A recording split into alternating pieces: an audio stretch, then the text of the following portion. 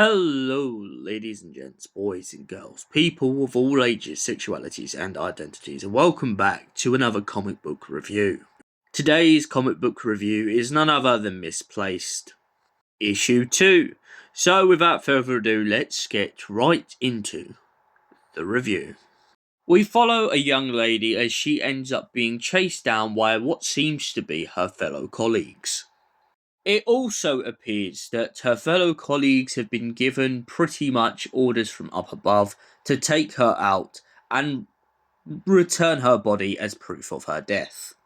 However, our young protagonist decides that she doesn't want to die today and ends up jumping into the mouth of what I assume is a giant fish / dragon.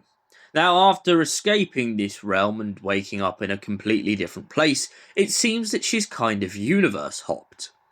The evidence to the contrary for this is the fact that when she jumps into the giant fish / dragon's mouth, she has pictures of all different universes and all different people, from Goku to a bunch of other characters who I'm not quite sure who they are, but I'm assuming are from other dimensions. Once she escapes that realm and lands in this new world, it turns out that her and her robot dog have been split apart. Her robot dog is found by a goth girl in a bin, whilst she is found in the back of a van, surrounded by a bunch of creeps. She is then saved by a gothic store owner of some kind of film or CD shop, who brings her in and tries to pose her as his girlfriend. All because he doesn't have a date for a party he's going to. Meanwhile, our separate female protagonist, the goth girl who has just climbed out of a bin with a robot dog, is on her way to the CD guy's shop in hopes of maybe getting a job to pay alongside the bills and pay off for her car. However, due to her going inside of the bin and smelling a lot like the bin, the guy says that he's not going to give her the job because she smells like trash. Although harsh, it kind of plays into the story plot of the fact that he's still obsessed with the girl from the other world. He doesn't know where she came from, he doesn't know what her story is, and by the sounds of it, I think he's just looking at her assets. Now, of course, this comes across as him a bit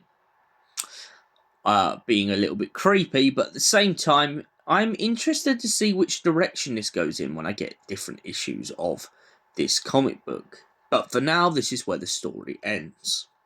So, what did I think, my old Chinas, of Misplaced, Issue 2?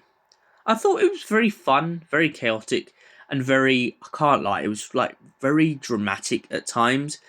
But it also felt very fun as it goes along, and I like the comparison between this girl from a fictional world and a girl living in the real world who is dealing with real problems. I feel like side by side they're two juxtaposed characters that as we go along feel like they're going to get more and more interesting, and for that reason I give this comic book a solid 8 out of 10. Thank you for watching, we'll see you in the next comic book review. Until then, goodbye you beautiful people.